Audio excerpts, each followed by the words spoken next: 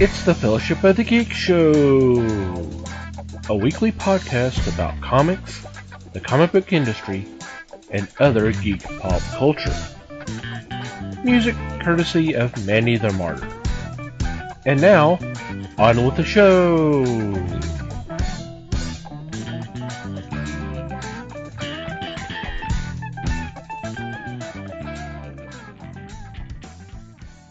Hey there, everybody. It's the Fellowship of the Geeks podcast. My name is Thomas Chick, and joining me for this episode is Mike Marlowe. Hey, gang. Lass Webster. Hello, all. And Liz Newman. Hello, everybody. How are you guys doing? Great. Sweet. Laughing my ass off, but okay. I hope everybody out there is doing okay. And what's been going on in your corner of the galaxy? Well, I've been accused of being bitchy, so I won't get ranty tonight. Dang. Wasn't us, by the way, that accused her of that. It was not us. For the record, it was none of us. So, yeah. But one thing I've been doing is I had like my own little horror marathon, which is kind of fun. I like sitting around and scaring myself. I wish I would have picked better movies to do that, but someone had told me that I needed to watch The Conjuring. They knew how I was raised, and they're like, I'm so surprised you haven't seen this. And I get to thinking about it, and it was like, wait a minute, this is Ed and Lorraine Warren, the owners of Annabelle. I mean, of course I know who they are. Why haven't I seen these movies? You know, creepy and a doll, hell yeah, I'm right there. Plus, to make it a little more interesting, the guy who did Saw is responsible for, you know, these series of movies and stuff. I thought, well, that might be pretty good, you know. No. I didn't like the Annabelle ones at all, which really surprised me. Because like I said, I love creepy dolls and clowns and that kind of thing. But it just... This is going to sound kind of haughty-taughty, but I'm not meaning it to be. When you were raised like I was, and seen some of the things that I have, it's going to take a lot to scare me when it comes to the religious, demonic world, you know, and some of the things that they did to exorcise these demons, it was kind of like, that ain't going to work. Shoot, but that wouldn't have worked. La Llorona was boring. I almost died watching that, along with, what was the other one? The Nun. The Nun was very boring, too. But out of the series, the actual Conjuring movies, now I have not seen the newest that's on HBO right now. Matter of fact, all of these are on HBO if you wanted to watch them. But those come closer to being truthful about things than the others in the series are. And part of that, you know, matter of fact, through this whole series, Lorraine actually... They consulted her, they used her case files, and at the end of each movie, you get to see the actual pictures of these people that this actually happened to and everything else. And like I said, The Conjuring to me hits more of the demon spirit world that I know of than the others did. To me, or I guess my own, not personal experience, but you know, as in myself, but have seen demons usually attach themselves to people, not things. So it was kind of hard to be like, oh yeah, it's a doll. I was expecting this doll to kill someone. I mean, and most of these movies, it's kind of surprising. Not a lot of people died in these movies. They were possessed, but it wasn't a It's not a Chucky movie. Well, I think with Annabelle, I almost expected it to be. Plus, like I said, I know the story of Annabelle. And so when they use this beautiful, gorgeous doll, it's kind of like, no, she was a Raggedy Ann doll. She was a rag doll, you know. So that kind of takes as creepy as they made this doll look, you expected it to be evil, you know? Raggedy Ann, you don't expect the doll to be evil, you know? You don't expect it to be moving and showing up, you know? So, yeah. Like I said, that one, it's pretty cool because, like I said, they do go by actual case history. And if you guys aren't familiar with Ed and Lorraine Warren, they were the ones who actually cleansed the Amityville house, the Amityville horror movies they're after. Mm-hmm. So some of these were, like I said, all of it was real or based on true stories. That's what I should say. It was based on true stories. I personally think the Hollywood that they added to this messed them up. If you would tell the straight, God honest truth, what happens and what it looks like, that's scary enough.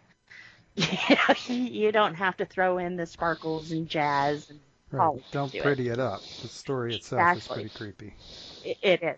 And it probably would have been more scary than what they presented you with. Because I think some of it they did dumb down, if that makes sense, you know? Oh, yeah.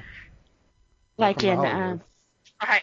In La Llorone, he's exorcised. Well, no. He didn't exorcise her.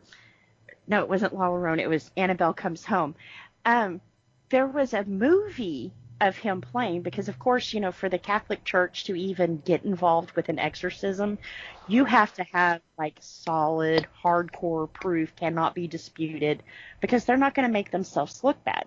Come in and it's a hoax, and then that's, you know, that's on the church at that point. So Ed and Lorraine were the people who went in, gathered evidence with a videotape and that kind of thing. So, yeah. So I think that the Conjuring stories are more based on true stories than the Annabelle. I mean, Annabelle is real. They really did have to use wood from a like old Gothic cathedral, and they have a priest who comes in. I think it was twice a week to bless this doll to contain the evil inside of this doll. So you know, she's true. It's, you know, there's a real doll out there that's a beacon for demons, you know. So I enjoyed those more than the others in the series. And I think Lorraine actually passed away 2 years ago, so I don't know if there will be more to this series. Because like I said, I think his name is John Wan, who does this all and did these. Is it James Wan? James Wan, yes. You know, he really relied on her to get these stories out, you know. Oh, but what I was saying about the exorcism, there was a tape of him performing an exorcism. You know, he's got the cross and he's throwing the holy water and all this is on video. Well, just so happened that the demon, it flashed on the demon where the cross was, and this movie of him performing an exorcism exorcised her. No. Not gonna happen. Cute, and it made for a cool effect, but not gonna happen that way, you know.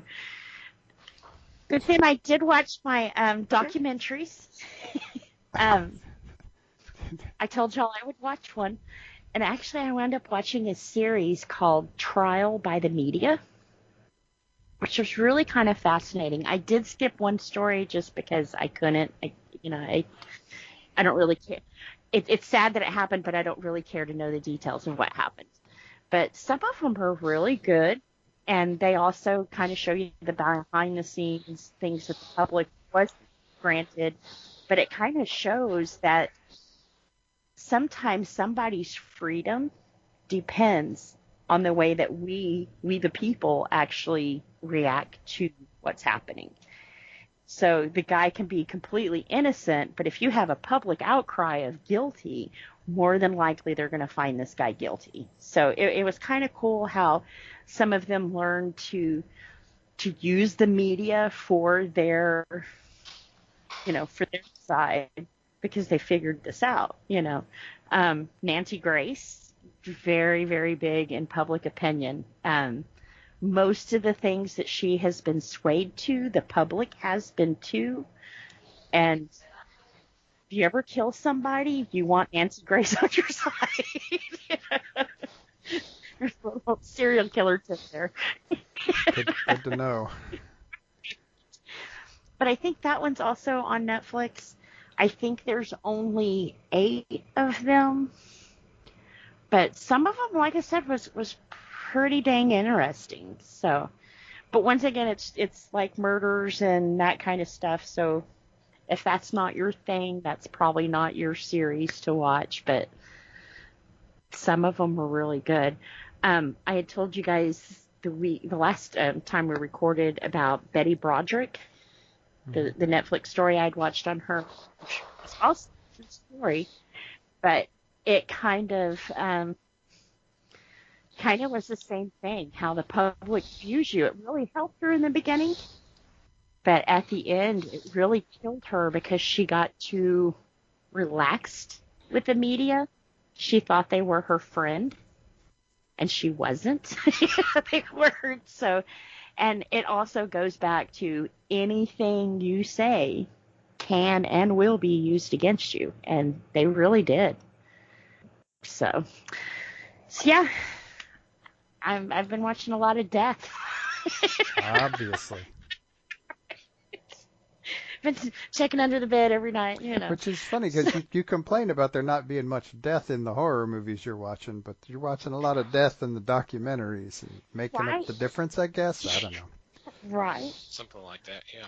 Well, I miss a good, honest, scare you, almost pee your pants movie. I mean, some of the stuff they reach for nowadays, it's kind of like, this ain't it. But I really can't tell you the last time I've watched a scary movie. Like I said, the Conjuring and stuff was interesting. Did it scare me? No. It wasn't that. The scary parts was the jump scares. And, I threw it out on Discord too. But if you have to rely on jump scares to scare your audience, you've made your movie wrong.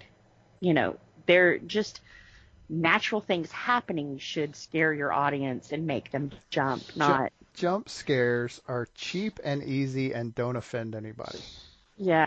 If you're going to actually try to make people uncomfortable, which is what you want in a horror movie. It is. But a lot of people do not.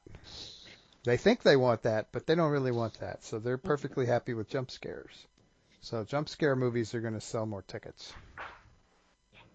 And they're like, oh, it's so scary. No, that was Hollywood at Magic. Yeah, no, that wasn't scary. That was startling. That's different. Yeah, different response. Right. Boo is not scary. Yep.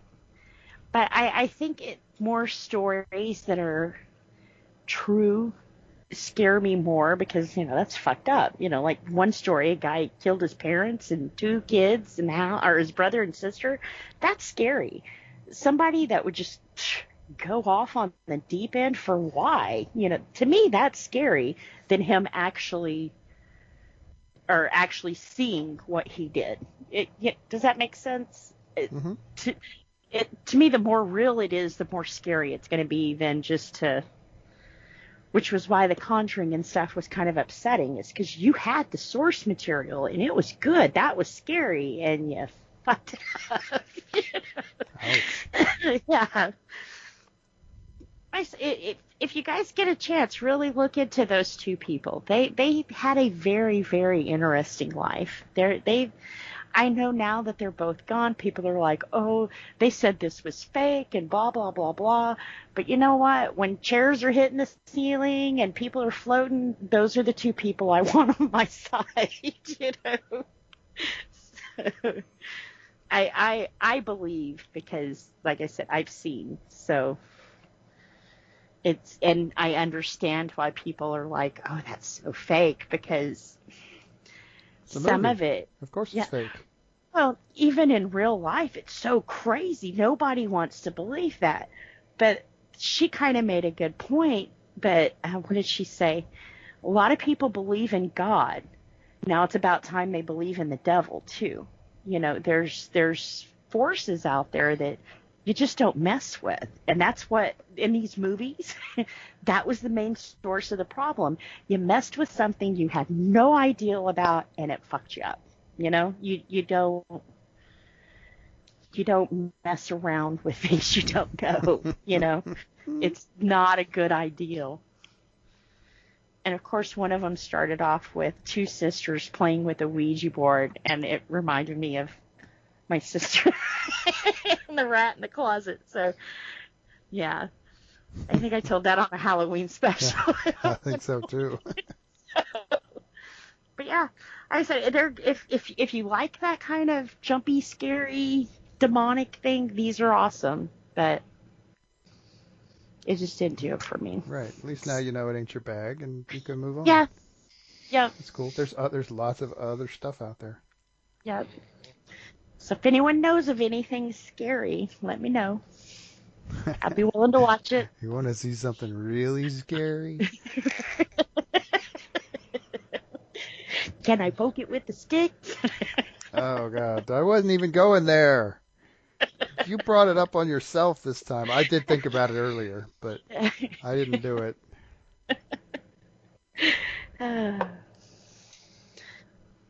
I was making a reference to the Twilight Zone movie. Twilight Zone, yeah. See, I was making a reference to Stand By Me. Oh, okay. That wasn't what I thought it was. You're thinking the Blob. I was totally thinking the Blob. But see, once again, people fucking around with something they shouldn't have. Uh-huh. You didn't know what it was. So what's your first reaction? Let's get a stick and poke it. Mm-hmm.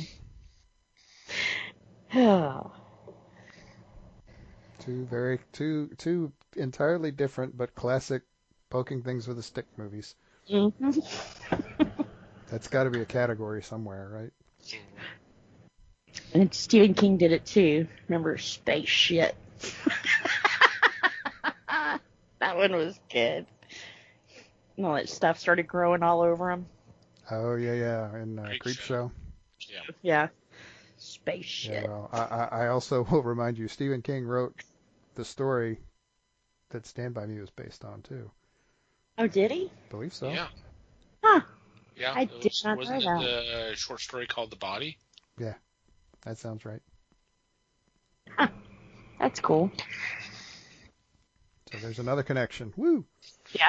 Woo. We brought it around. Mm-hmm. Not sure what to, but we brought it around. We brought it around to Mikey's turn.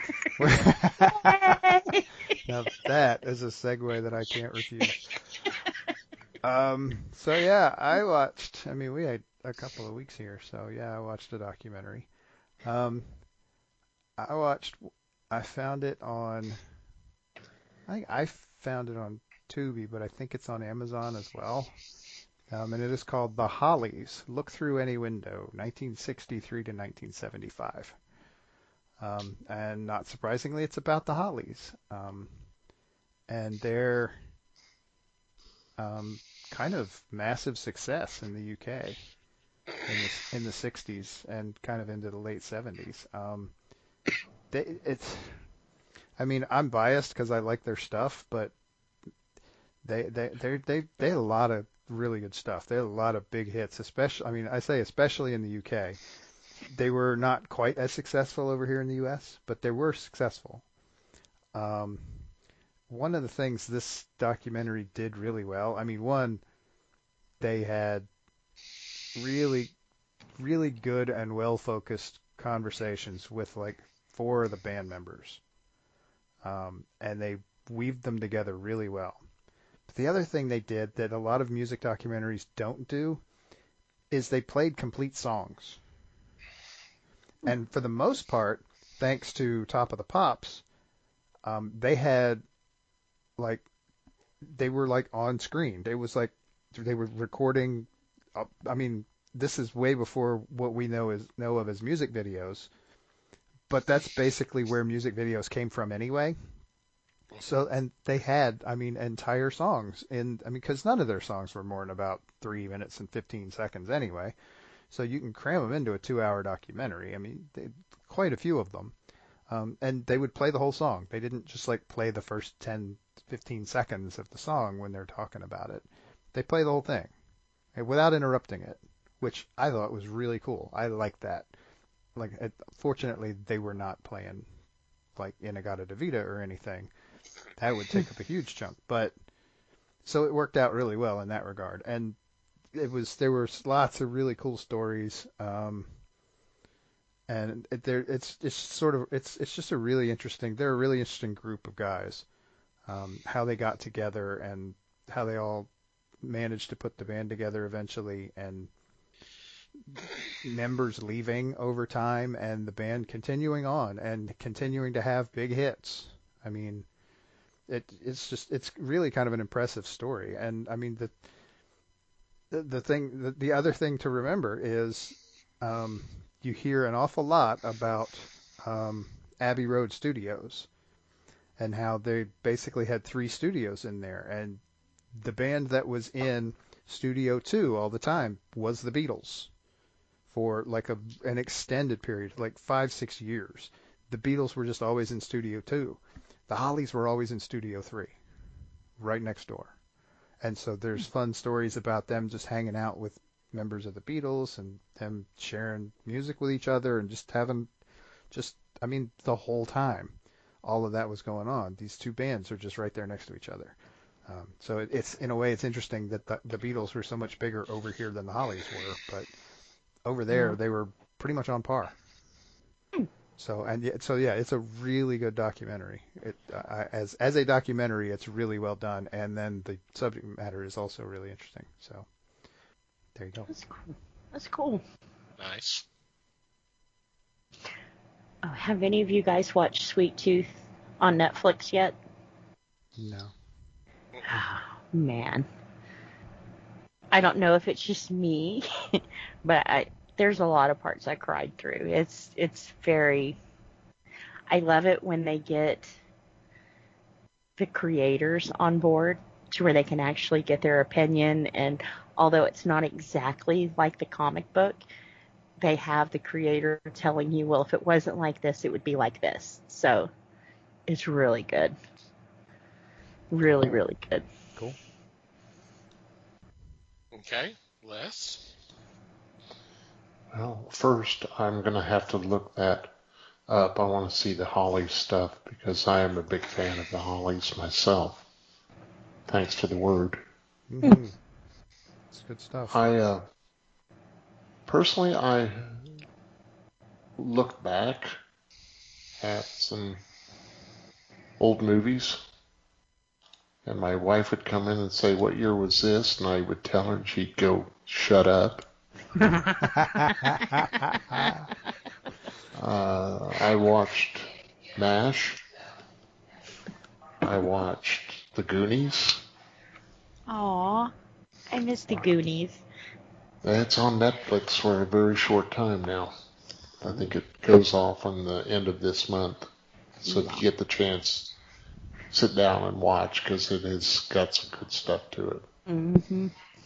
It's where I'm going to get a shirt that says "Bull True." Because when one says bullshit, the other one says "Bull True." As far as documentaries go, the one that stuck in my mind was the documentary. Well, there are actually 2. One was Vampira and Me.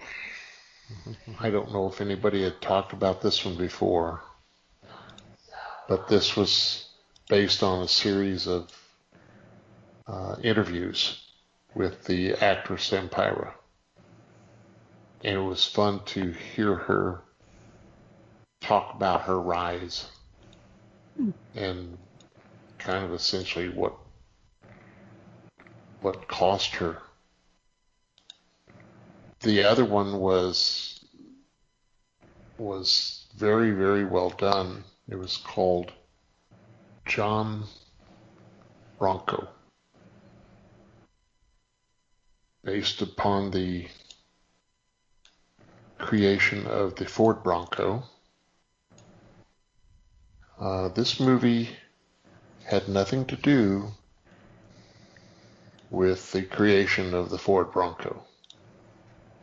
It was a mockumentary with Walton Goggins, who I've always enjoyed. I think he is a very talented young man.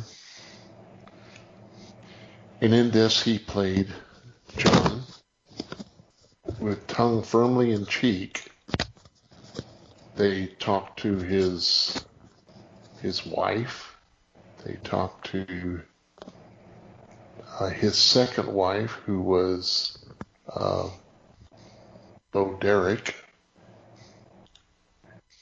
And to see these people in this film was fun. Like I said, it was all fake, yet they played it like it was a true documentary. And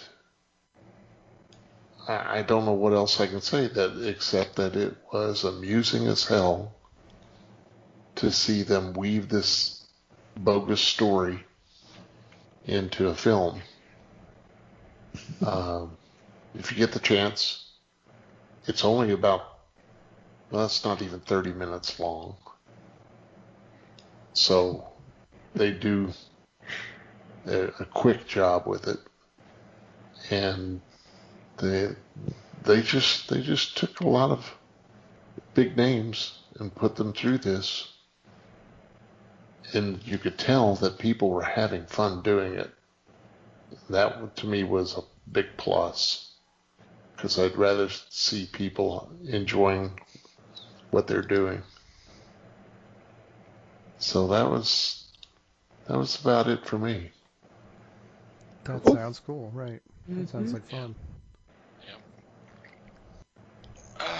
Well, for me, I kind of did a binge watch of a show that I hadn't talked about in a long, long time, but I hadn't seen it in a long time either. I'm pretty sure I've talked about it on the podcast before, but I found out that it has its own channel on Pluto TV. Bar Rescue. Y'all remember this show? I do. I remember you talking about it anyway. Yeah. I still watch it from time to time. I really liked this show when it first started, and it was the thing that I when I talked about before, the thing that I found kind of interesting was the science, the marketing, and all that he tried to do to help get these bars back to being money makers, and how to gear the place to be more attractive to the clientele that would be around them. The thing that really kind of turned me off is, as this show goes on, and Liz, you said you've watched it, so I'm sure you noticed too how they focused more on the drama, more of him yelling at everybody. And granted, some of the yelling, it makes sense, because it's just, he's trying to wake these people up to, hey, this is what you're doing wrong, and how come you didn't see this? How can we let this happen? That kind of thing. Some of it I understand, but it to me, it got worse and worse as the show went on. But that's what draws people in. That's what draws the average viewer in. Is the conflict and the drama and the sad stories and that kind of stuff. And I understand some of that, but it's not what drawn me to the show. It was wanting to see how he can turn around and see what happens. And I stopped watching the show a while back, and because I got turned off. But I just happened to start watching them again, and a lot of these that I've seen are obviously more recent episodes. But and I still kind of feel the same way. But I'm still watching because I like to see what he does. He and his crew of mixologists, bartenders, and cooks, and come in and try to help these people right the ship. That's kind of what I kind of like seeing and and see what he does to change the bar up and hopefully get it in a better place. Now, when I used to watch this a lot a while back, I knew there was a website that I would frequent, and what it did was it would post updates. And it went so far as, okay, in this season, he rescued these number of bars. This percent has gone out of business since the show. Here's the status on some of these other ones. That was actually kind of interesting to see, but I hadn't. Hell, I don't know what that website is anymore. It's been a couple of years since I've looked at it. But even then, back then, it was kind of interesting to see that, even with everything that he did, and if you're familiar with the show, right at the end, they would post some a little bit of updates saying, hey, sales have been up, things are better, some things may have changed, some change, that kind of thing. But that's as far as you get. And this website was actually going, okay, here's 6 months later, a year later, they're already out of, I think like all the, if I maybe misremembering, like all the bars of the first season were closed. Just 2-3 years after the show, their episodes, and some of the other stuff, I think some of the other stuff that kind of turned me off back in the day was that I read about one bar that got an episode, but they were so smug about it. They came out and said, "Well, we only applied because we got a free remodel, and we knew we were going to get marketing because we were going to be on show. We didn't really give a shit about what was going to happen." Yeah. And part of me is not surprised, but that still kind of turns my stomach and kind of pisses me off. I wonder though if that's kind of like saving face, because when he walks into those places, he knows their finances, he knows their ins and outs, what kind of POS they're running. So it seems like with that knowledge, he would have kind of weeded out some of the fakes. But if they went under, I could see somebody going, yeah, well, I didn't need him anyway. Yeah. But do you remember the tattoo show he did? Where it was kind of the same concept, but it was a tattoo shop that he would walk into? I think I remember you talking about it. Yeah, it didn't last very long. I think there's probably only a season, and he got half of it. But what kind of made me fall out with him was I have a friend who was just starting a tattoo shop at the time. They actually approached him, and to do the show, he was in the process of remodeling. They wanted to totally make it look nasty. They wanted him to fire half his employees, and they didn't want him to work for a couple of months. So he was just kind of like, wow, you want to ruin me before you can help me? I don't know. Thanks, man. I'm no thanks. So see, I've read some stories about that with Bar Rescue is they actually try to play up some of the problems. Yeah. The bar may not be doing well, but the production team is going to the owner saying, well, you're only $50,000 in debt. Why don't you say it's $100,000? Yeah. That makes it sound a lot worse, and it's affecting your marriage and da da da da. I've heard stories of them playing things up and make it sound worse. Yep. Yeah, so that doesn't surprise me. See, and TV, I'm thinking, you gotta create drama.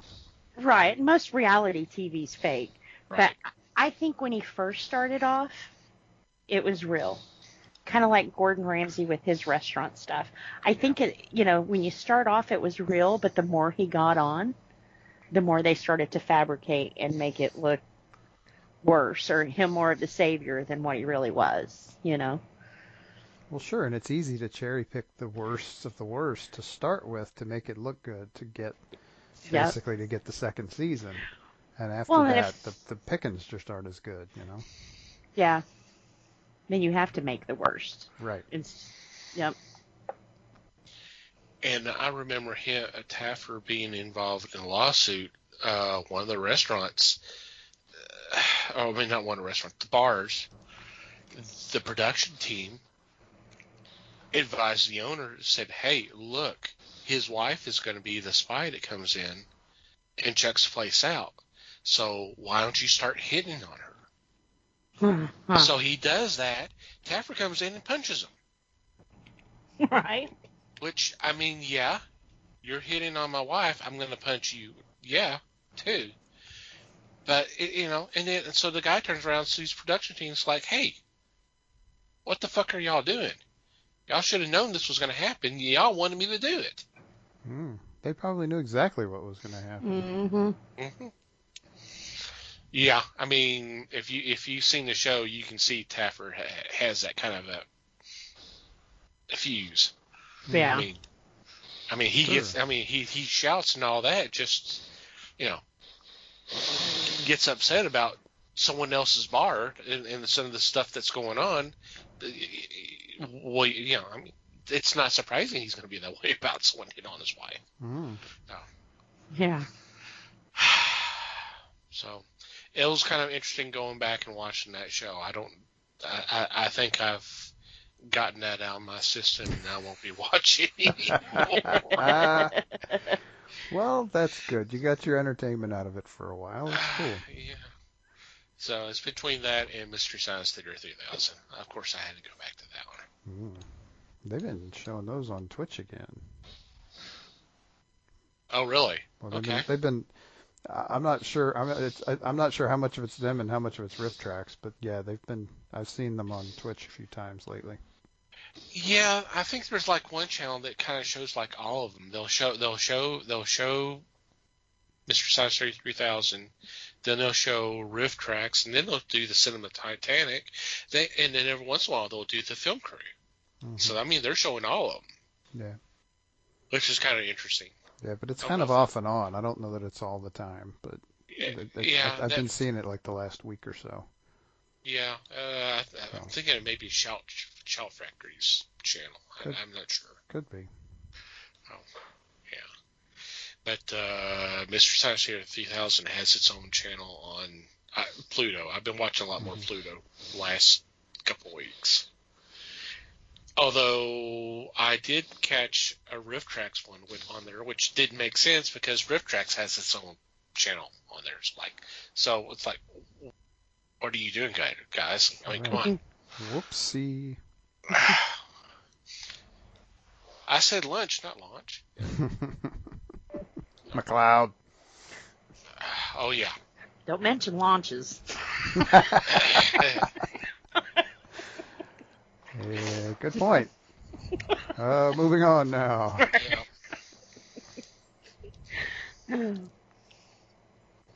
Like there was like one day they were doing all like the Japanese films. So it was like they did a string of camera films, and then they did Secret Agent Super was it Super Dragon, something like that. And some of the others. It was kind of interesting watching some of those. Cool. Especially the camera films. Camera films are kind of fun. So, all right.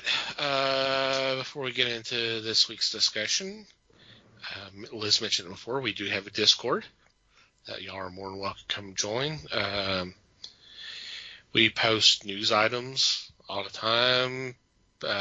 Some fun conversations and memes, and we'll have some monthly activities. We don't have anything this month, but we probably will next month. So you're more than welcome to come join us.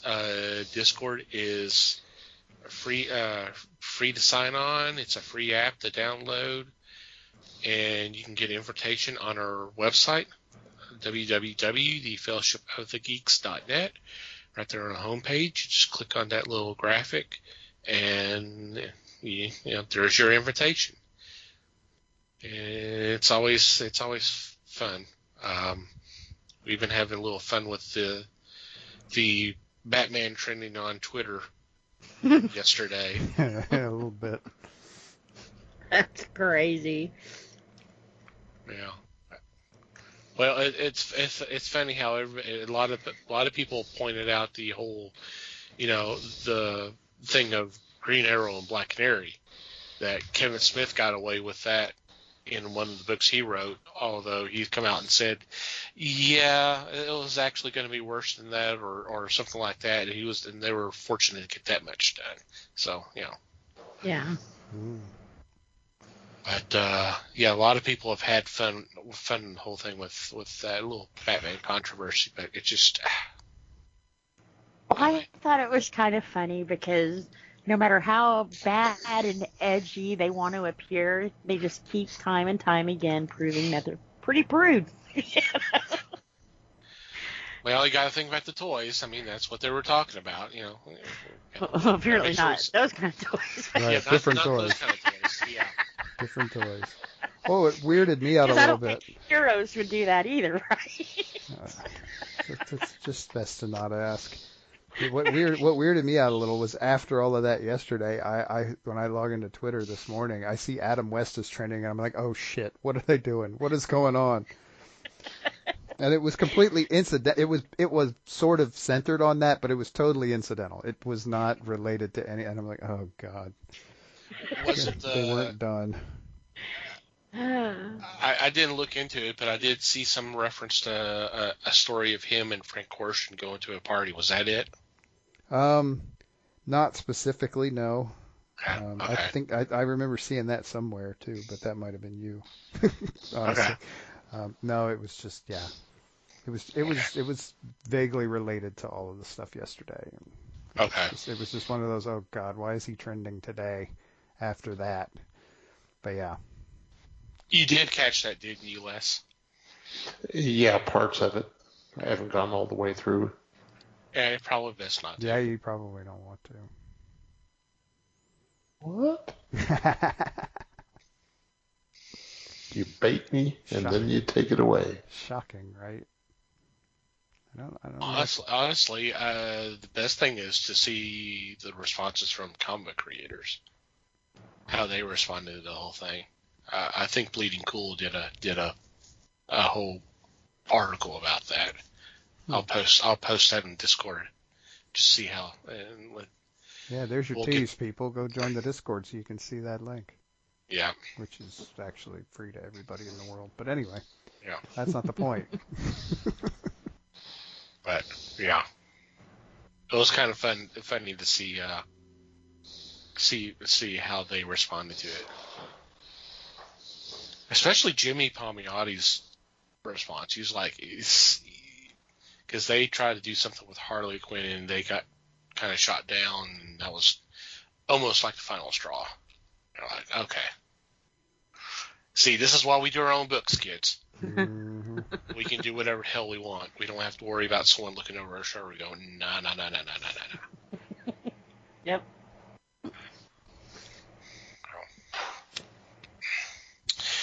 All right. For this week's discussion, we are centering on a character that's very much like Batman. He's been compared to Batman a lot, and is actually going to get his own live-action series. It's going to be on Disney Plus, and we are talking about Moon Knight. And why don't we go ahead and start? Who's going to start off on our discussion of Moon Knight? Not me. Yeah, see, I'm not... Okay, go ahead, Les.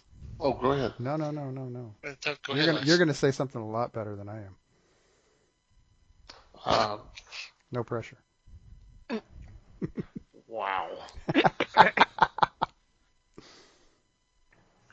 Moon Knight was a Marvel character that appeared... Oh, when was it? 75. 75? Okay. Mm-hmm. He was the Defoe of The Werewolf by Night. He appeared in that comic book, which is now high dollar.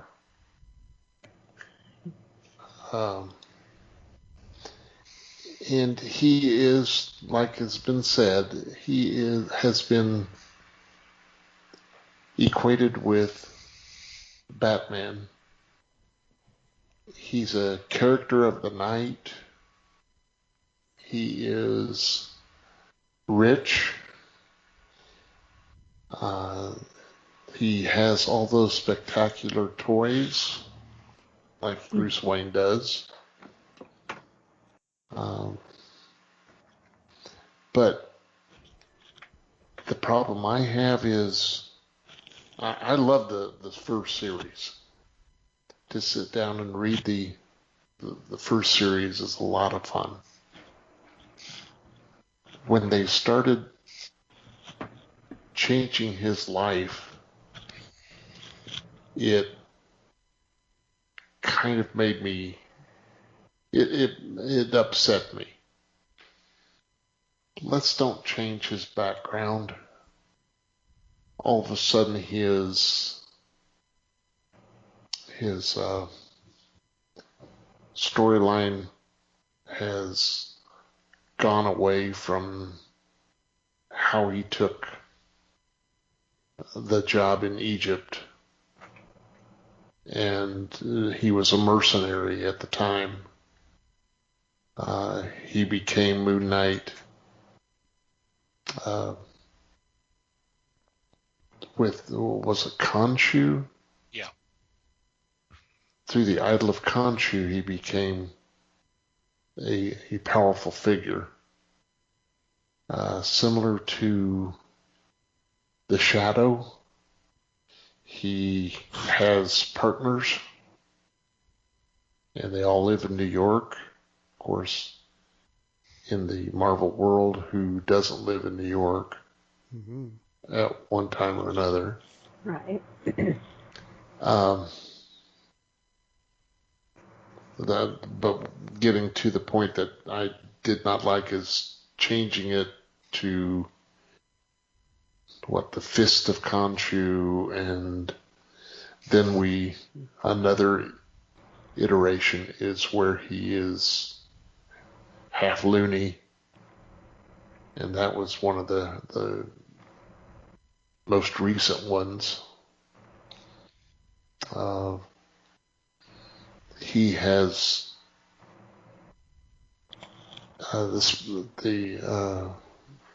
he's been resurrected. Well, who hasn't? Right. I'm sorry? I said, who hasn't? Well, that's true too.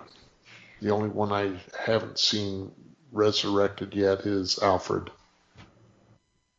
Give him another year. Yeah, somehow they'll find a way to toss him into the Lazarus pit. As I say, DC has the Lazarus pit. What does Marvel have like that? I don't know that they have something that spectacular. I think they just go, oh, by the way, he's back. You don't get JR, you were dreaming. Yeah. Well, the only thing I can remember is the ice that Captain America and Bucky were in. And that was because they were frozen in time. Yeah. I want to know which version they're going to use for this series. Hopefully they will stay away from his mental iteration. Oh, I think they're gonna involve the whole split personality. Oh Lord. Because that's been dominating the character for the last decade, 2 decades. And for a background of people who don't know his history, when the book started up, yes, he was the the millionaire, but he also had like an alias of a cab driver, and then so there was like 3 personalities, not including Moon Knight. And what they've been doing for the last several years is they've kind of played around with that idea that he has split personalities, which, I mean, it kind of makes sense. He has all these different identities, and it's something that separates him from Batman a little bit more. But who knows? We'll see how they play it. I hope they don't do the whole thing of was it Bendis that wrote it? Bendis' line where he was actually thinking he was talking to Captain America or Spider-Man, where he was actually talking. There was like some character there that he was talking to, but it was really no one there. It was that bad. I don't see them going that far, especially since they wouldn't be able to bring. I seriously doubt they'll bring those characters in, but Right. yeah, I could see them playing up the whole what's the word I want to say? Mental illness? Yeah, mental illness. Yeah. Maybe that's not exactly the word, but it's. Well, like I you was gonna said. say psychosis, but I'm not sure that's the right term. Well, No, isn't it? It's DID for short. Dissociative identity disorder. Okay. there you go. Or There, what they used to just call split personality. Right. Yeah. But yeah, that definitely So- seems to be the pattern. Is it seems and honestly, mostly it seems to be kind of getting worse over time. I mean, I don't know. I'm not sure that's because they don't really seem to have paid much attention to continuity with this character, unless you consider his, like I said, split personality is getting worse over the years, counting as continuity. But they seem to want to change him up it's like they hand him to a new writer every about 5 years and say, here, go nuts. True. So is he a villain or a superhero? he's a hero. He's Is he a hero? Okay. Mhm. See, I thought I saw somewhere that he was a villain. Well, I think it's his original appearance. It was something like he was working for the bad guy and then decided, nah, this is BS. I'm gonna side with the good guy, sort of story. That's what I understood. Yeah, he was the antagonist in the story for Werewolf by Night, because he was going after the werewolf, which I can't remember what his name is right now. But anyway, yeah, So is he a superhero in the same terms like Punisher is? Kind of That's a a loaded hero. question. but he does An things. anti-hero? I guess that's what I was trying to say. Yeah. At first, yeah. Okay. But then he outgrew that, thank God, and Well, it was the 90s. he became a hero. And that's where I enjoyed him. yeah. That's cool. Especially the run by Doug Minch and Bill Sienkiewicz. Yeah. Some great stuff. Now, are they going to rename Frenchie? Oh, yeah. I'm sure they will. Because, a French guy named Frenchie, that just, okay. It's a little much. Yeah.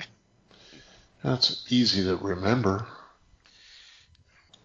I'm not a Frenchie, I'm a Belgie.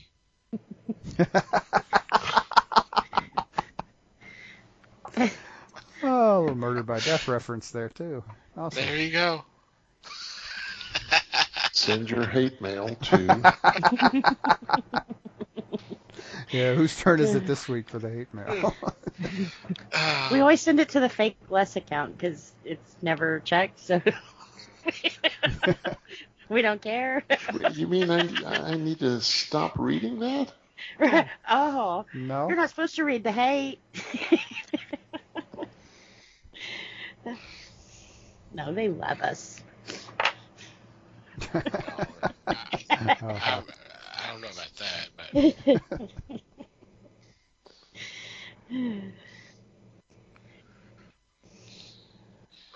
What do you folks recall about him, about the character? See, I myself, I don't know a lot about Moon Knight. I've heard Thomas talk about him before. Just general shop talk kind of stuff, you know. So, I know I had 2 weeks to prepare for this, and I still don't know much about him. Sorry. one of the coolest things I remember reading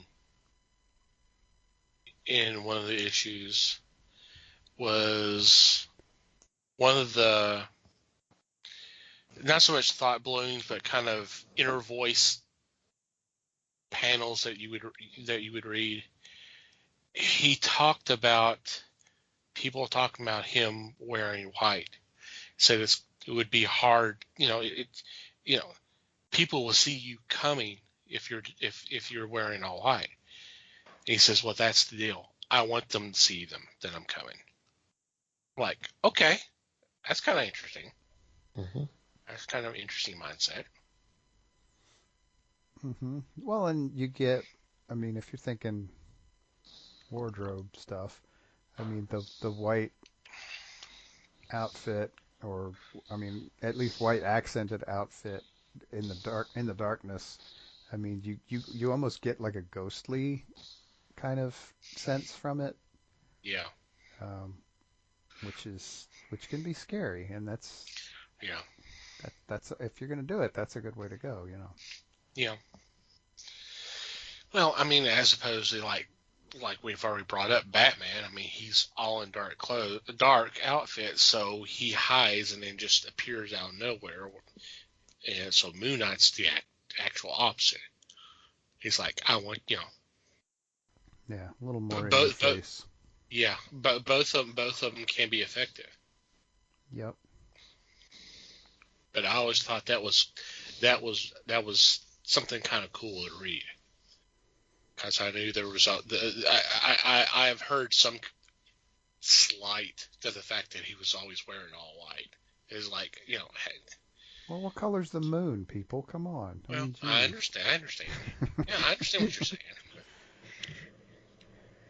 Yeah, I'm not sure the Batman comparisons were ever all that fair. Kind of in either direction.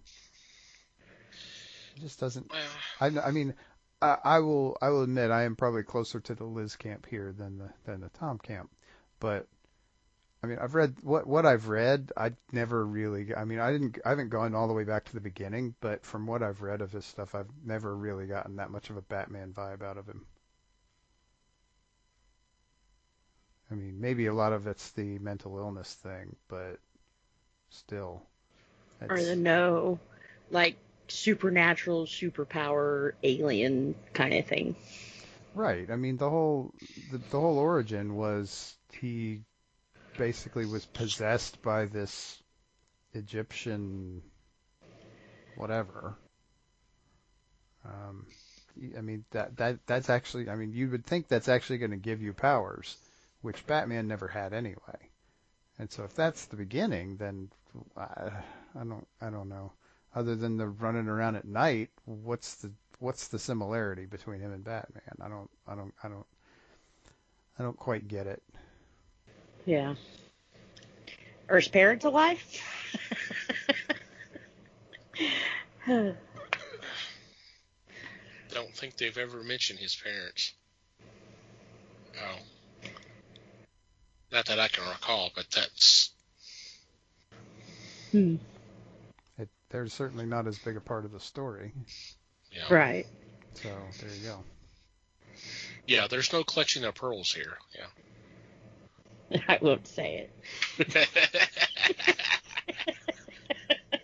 Oh, but he baited you so well. No Martha here. What about you, Les? I'm just taking it in right now. He's learning all kinds of stuff about Moon Knight from people who don't know. But anyway, Well, anything pops out to you? I mean, you asked us, right? Well, yes and no.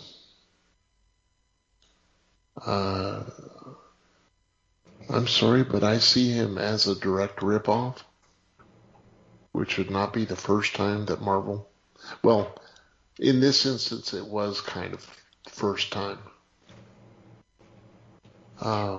sure as hell wasn't the last. Right. What similarities do you see?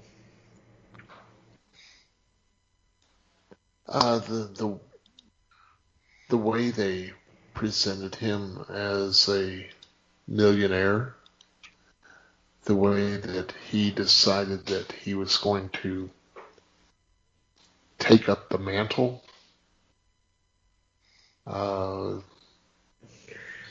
The origin was different, but then he got the powers from Khonshu in the Egyptian temple, yet this to me was kind of similar to the way that Metamorpho got his powers in a temple, although his was a bit different. Yeah. They're both knights. Dark One's Knight, dark, Moon Knight, one's right. moon, yeah. One's dark, the other one's bright. Yeah. So, yeah. I have to contribute somehow, guys. But if you look at the Marvel fandom page for this character, they do show a picture of Moon Knight in front of Spectre, and it looks like a black costume. Huh. The only white is the hood, the cape, and the moon on his chest. Everything else looked like any other white was reflection type situation. But like I said, I enjoy the character, and he's been affiliated with a lot of different Marvel teams, which is fine with me.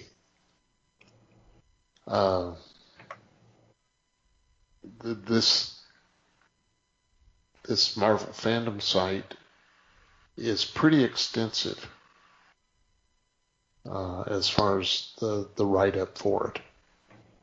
And they have it listed as Mark Spector Earth 3 or 616, which, sorry, that means nothing to me. Right. To me, that's just another way of having Marvel's infinite universes, like DC did at one time. Their 52 universes. Or infinite Earths. I'm sorry? Or infinite Earths. Yeah. His powers are similar. He's a pilot. He's a detective. He's an interrogation expert, a master marksman, and a weapons master. He's a martial artist. He's multilingual. He has high pain resistance. Granted, he does not have telepathic resistance. And the thing there is that Bruce doesn't really fight that many telepathic characters to begin with. Right. So even his paraphernalia is similar. He's got an armored vestment and a glider cloak. So to me, he's Batman in the Marvel universe. Sounds like Marvel's melting pot. A little bit of this, a little bit of that. Whatever they need at this time, yes. They'll create someone and just, who is it, X-23 has the powers of Wolverine? Where did this come from? Okay, she's a Wolverine clone. So, yeah. Yeah. Sure, why not? We killed off the last one. We need a new one. But let's make it edgy, so we'll make her a girl. Kidding. Yeah. Ouch. Somebody has an opinion there or something. I don't know. Now, all I do have to say, when they redo characters, I think X-23 is kind of what people are talking about. You can make another character.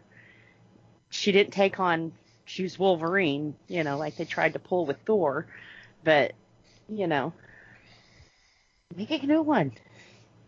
Why do you have to spin it around and bend them around and, just make a new character? Because it's about name recognition as much as anything else. True. Very true. Well, and to me, that's kind of lazy. That you don't think a new character would do so well that you have to tap onto that. But Well, I've seen this similar discussions with this to persons of color, and I don't think we really need to go down this path too much, but I have seen where they have created new characters that maybe say black, and they don't get a lot of support in the comics. No, not a lot of people are buying the books. But if you turn around and make a black Captain America, especially with it being Falcon, okay, well, there's Captain America. You already got that built in. You've already got somewhat of a built-in fan base for Falcon. And then now you got someone, a black Captain America. I need to check that out. Let's see what this is all about. Instead of an unknown quality. true. I'm not saying I approve. I see how it happens, and I can see why they do that. It just doesn't mean that it's right. It's just that's how it goes. Right, and sometimes it works and sometimes it doesn't. And Yeah. sometimes it doesn't work spectacularly, and just like anything else, really. Because this was most recently discussed about the Black Superman film.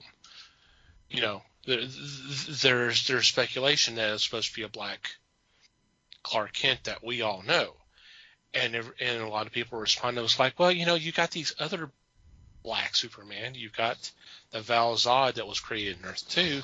Why can't the movie be about him instead of doing just basically, I think what they call blackwashing Clark Kent? And I'm like, well, Well, and the deal is you can do a story about that guy,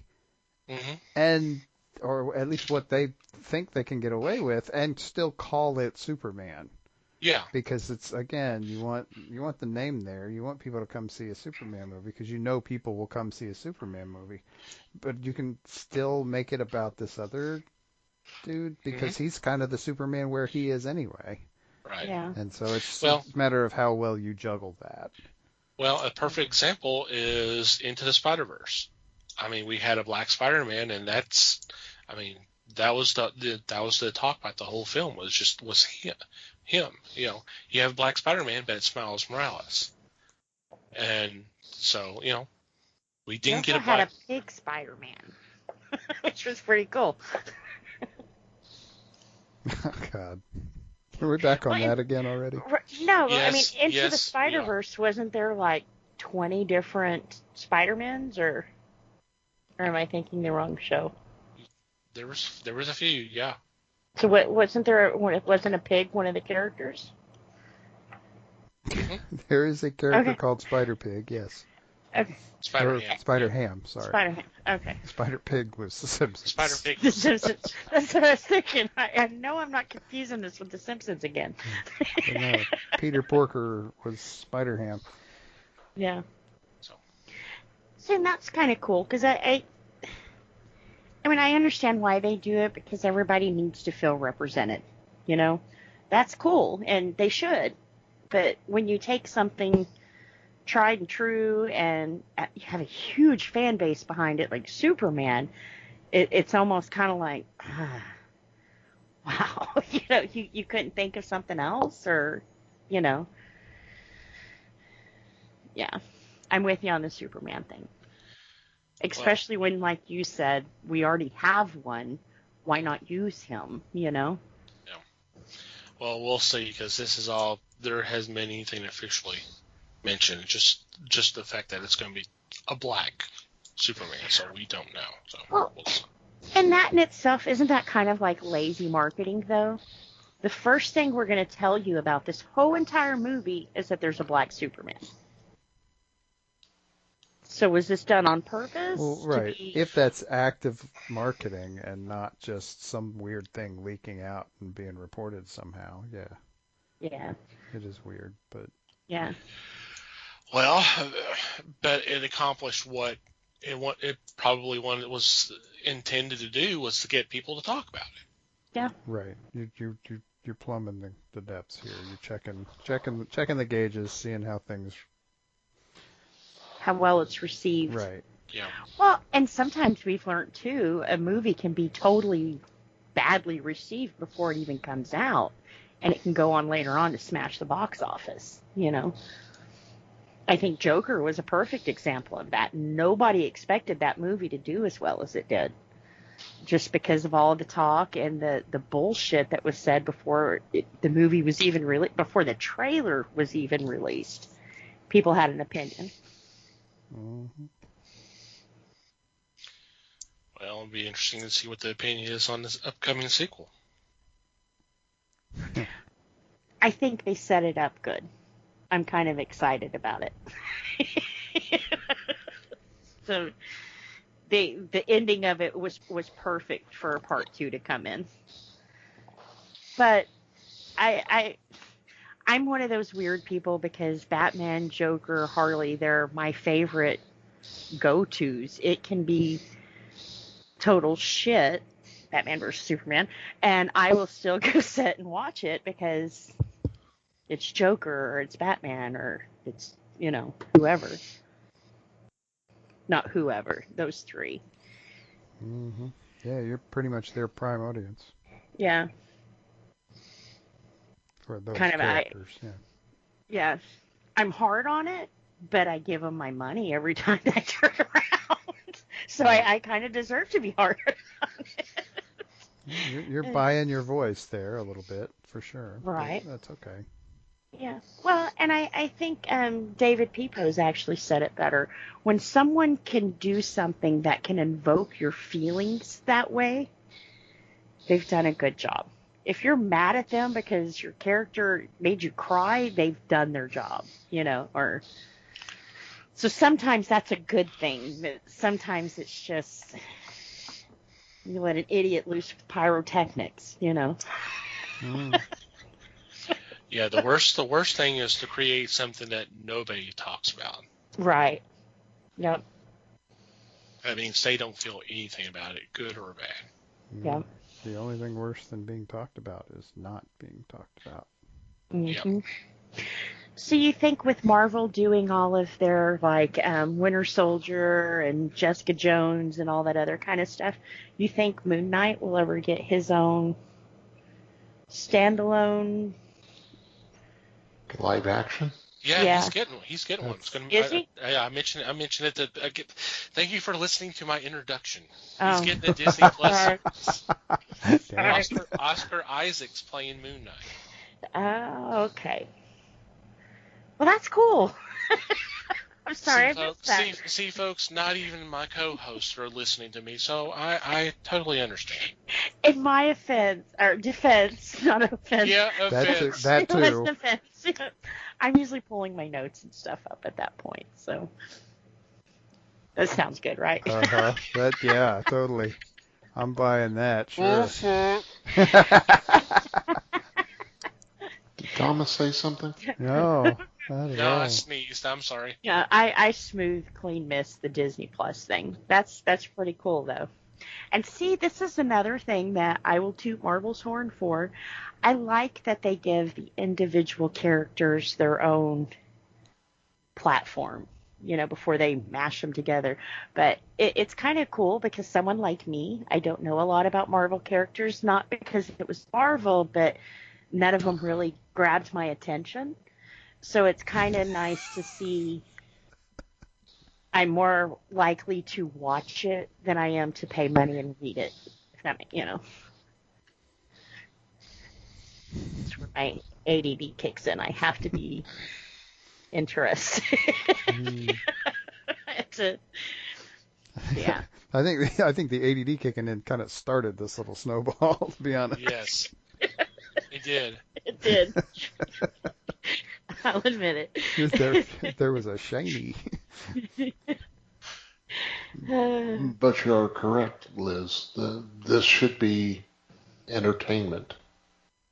Yeah. And not everybody can turn entertainment, although they'll claim to high heaven that what they put out was the best thing since sliced bread. You have to take it. I mean, it's cliche, but you have to take it with a grain of salt. Otherwise, you're not going to get what you require, what you want. Yeah. I remember before Marvel started their whole phase 1.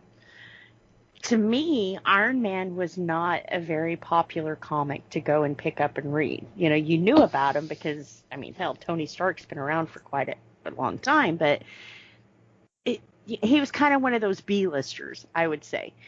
But Marvel kind of spent the time, they built the character up, so by the time they were done with his story, watching it in Endgame, there wasn't a dry eye in the house because we had so much invested from getting to know him from the little standalones that I wouldn't say little, but from the standalones that they gave him. I didn't know Iron Man before then, but I still cry when I think about Love You 3000. So, that's Marvel to me has been really good at doing that. They want you invested in them before they tear your heart out. And like I said, what they did with Daredevil, Luke Cage, Iron Fist, and is it did I already say Jessica Jones? Not this time, but yeah. Yep. But those 4, they gave them standalones and then put them together for, was it the Defenders? Defenders. Yep. And we knew each one of them at that point. We knew their weaknesses and stuff. With half these characters have never even been talked about for quite a while, It was the B-listers that they wound up turning into A-listers again.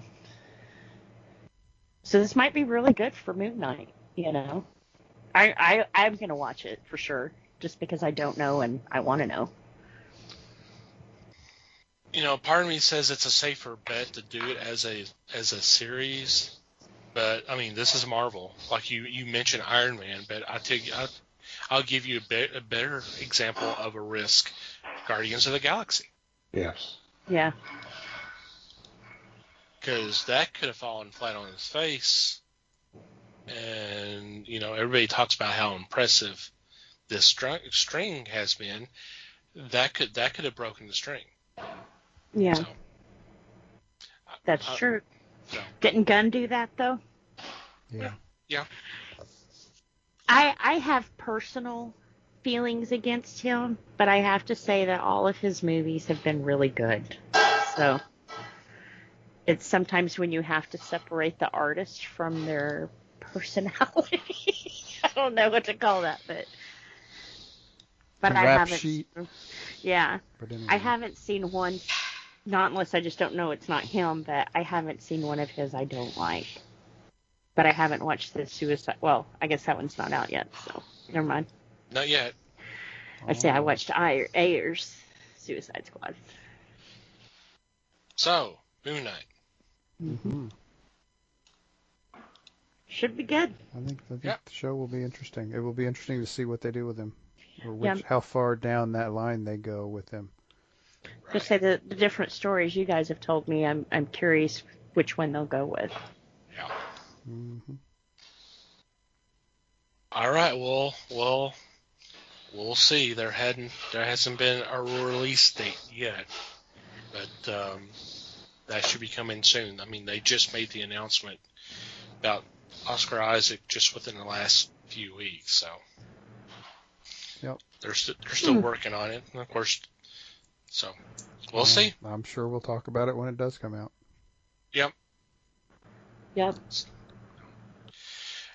Alrighty, on that note, we are going to take a quick break and be back with our weekly picks.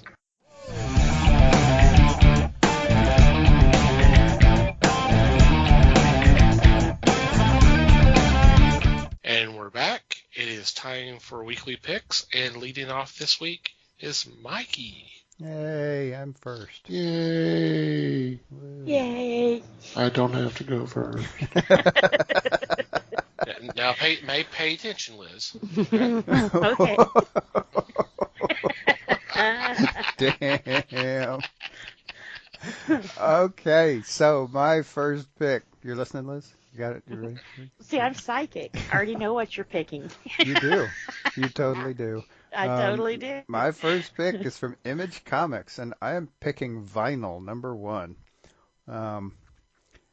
So this sounds like a really interesting story, and that's actually not why I want to get this book. But the interesting story is this is the story of basically a serial killer named Walter, and his life's about to get really interesting. And I don't, there's a few things that mentions here in the synopsis, and I don't want to go into that because honestly, a couple of years ago, a miniseries came out called Plastic, and these are the same guys that wrote Plastic, and that was just it was just a batshit crazy amazing story, and so I am 100% ready for the follow up, and that's what this is. So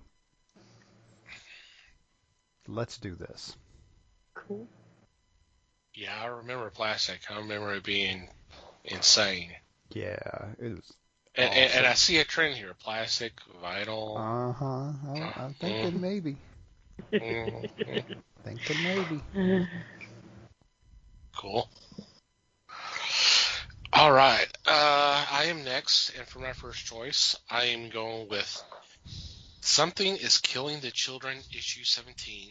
This is from Boom Studios, and this is the story we've been waiting for. We're gonna find out Erica's true origin. And of course, Erica is the monster hunter in this book.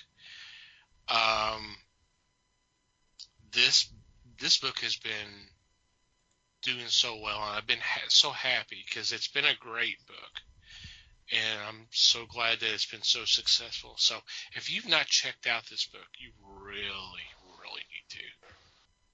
I think a lot of people have too, but That's great. so that's another good selling point is they've reprinted this thing a ridiculous number of times already.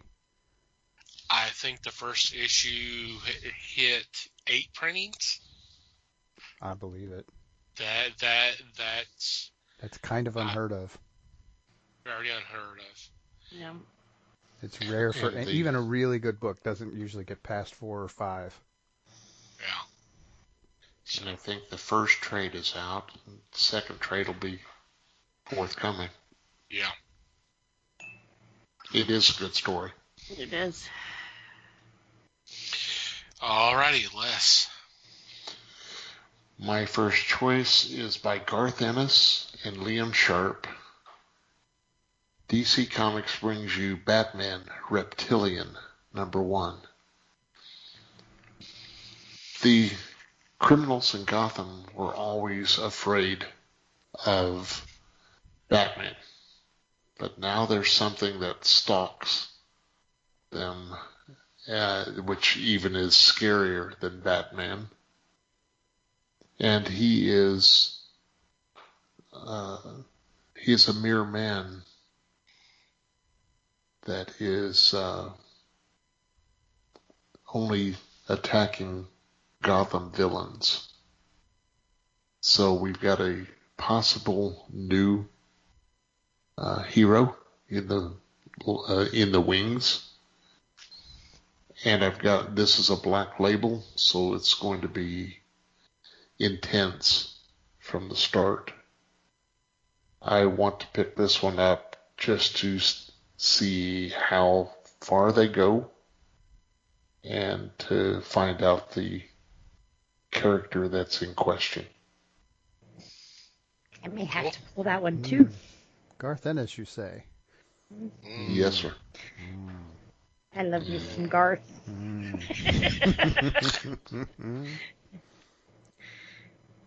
Alrighty, Liz.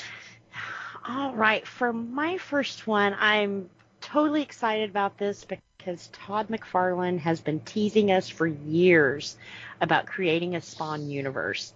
Well, it sounds like he got together some amazing artists and he's finally going to do this. This one here is Spawn's Universe #1. It's going to kick off, I believe this is going to be like a one-shot, because it's going to kick off a new Spawn title, a Gunslinger Spawn title, and a team book, which from this Spawn's universe, there's going to be a lot more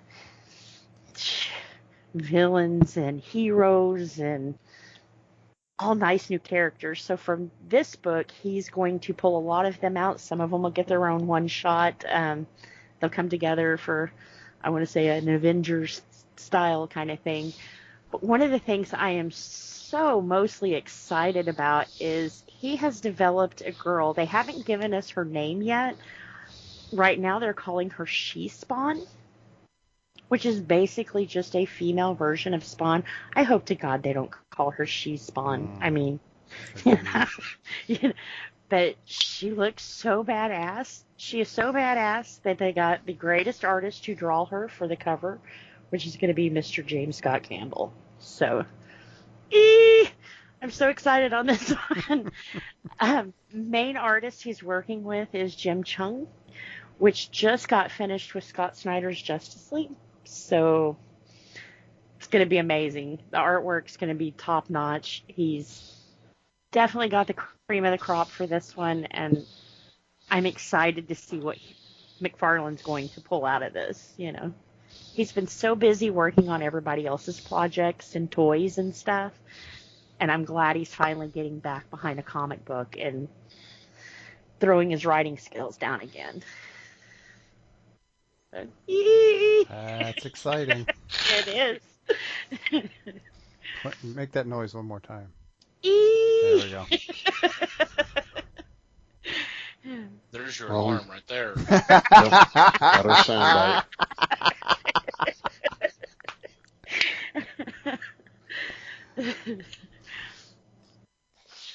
Alrighty, Mikey. Okie dokie. So my second book is from Boom Studios, and I am picking Good Luck #1. This is an interesting little story. So let's imagine a world where luck is an actual thing that you can measure. And everybody has it, except for a handful of teenagers who don't have any luck whatsoever. Zero measurable luck. Now they have to save the world. Yeah, I'm good. I'm down. I'm in. This sounds like a fun. me kind of story. Yeah. Kinda. A little bit, maybe. I didn't have bad luck. I'd have no luck. Mm-hmm. Well, these kids have no luck, and now everybody else is screwed, and they have to come save the day.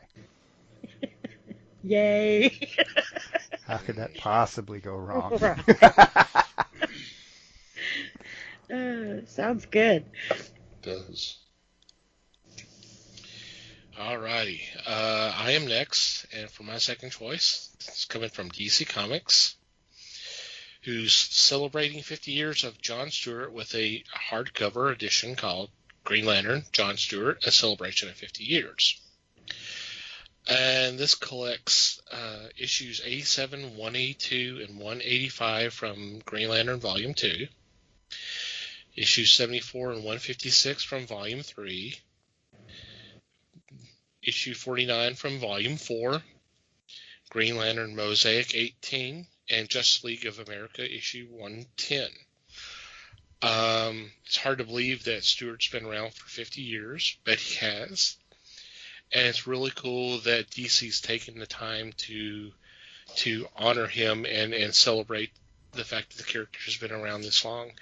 This is going to be a great collection of stories, and it'll be interesting to see how the character has developed over the years. So this should be a good pickup. Mm-hmm. I agree. Yep. Yes. Alrighty, Les. My second choice also comes from DC. This is Infinite Frontier #1, 6-issue series. This ties into the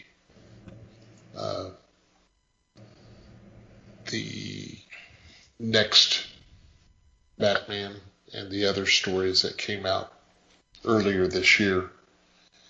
And it's a spawn of the characters established in Dark Knight's Death Metal. I'm interested in this because you're going to have members of the Justice Society. You're going to have people like Roy Harper. You've got just a group that is going to be fighting as Justice Incarnate. So I'm interested in this. Having read the previous books, I want to see how they start this up and how far they'll take it. I know it goes 6 issues, but let's see. Hopefully they will crop up in other titles and possibly have a Justice Incarnate series itself. Interesting. That is an interesting idea. It is. Alrighty, Liz. All right. My second pick kind of ties into our last podcast, and it is DC through the 80s, The Experiments. This is going to, it's a hardcover, and it's going to collect 16 issues of stories, one of them being The Dark Knight Returns. Actually, they're going with #2 on that one, and The Watchmen #1. They're also going to give us the origin of Swamp Thing, the Sandman, Doom Patrol, just a lot of great stories. Like I said, 16 issues in this book, and it was all the crazy things they did in the 80s. Pretty much. Pretty much. Some of it worked. Some of them you'll still notice they made it through that, but they have one I don't think I've heard of, Angel Love. So definitely something that I want to catch up on and read. Cool. Interesting, yeah. Mm-hmm. Makes sense. Alrighty. Any special shout outs or mentions this week? Don't think so.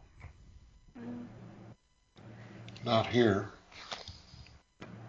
Okay. We'll go on to our regular shout-outs. Want to thank Pop Goes the Culture Podcast Network for allowing us to be part of a great group of podcasters. There will be a link in the show notes. We'll recommend that you go check them out. I also recommend that you check out the fine men and women who make up Podern Family, who've been so kind as to retweet and spread the word of the fellowship. The best way to locate their shows is to do a search, #Podern Family, and just scroll through whatever catches your eye, download an episode, and I hope you have a good time. Thank you guys for your support as always. I also want to thank Manny the Martyr for supplying the music to the podcast. Our show notes will have a link to some of their music that you can check out. Thank you guys as always. And you, dear listener, thank you for downloading and listening to today's episode. We value your feedback. Any kind of questions, comments, suggestions, complaints, observations, what have you, please send them our way. There are several ways you can do that. Our email address is email@thefellowshipofthegeeks.net, or you can go to the website and go to the About Us page, and there's a contact form you can fill out. I already mentioned the Discord. We do have a channel specifically designed for feedback, so once you join our Discord, you can post there your observations or what have you, or you can message us individually if you like. We are on social media. I already mentioned Twitter, but we're also on Facebook, The Fellowship of the Geeks, and our Twitter account is @FellowshipGeeks. If you like to follow our personal Twitter accounts, Mike can be found @MikeyGeek. Liz can be found @LN_geek. Les may or may not be found @FakeLesWebster. And I can be found @TomTCGeek. And from wherever you download our shows, if you would be so kind as to rate and review us, it would be greatly appreciated. Any final thoughts before we say goodbye? Just thanks, everybody. Thank you, everybody. Appreciate you listening. Thanks for listening, everybody. We do appreciate your support as always. And until next time, geek on, my friends.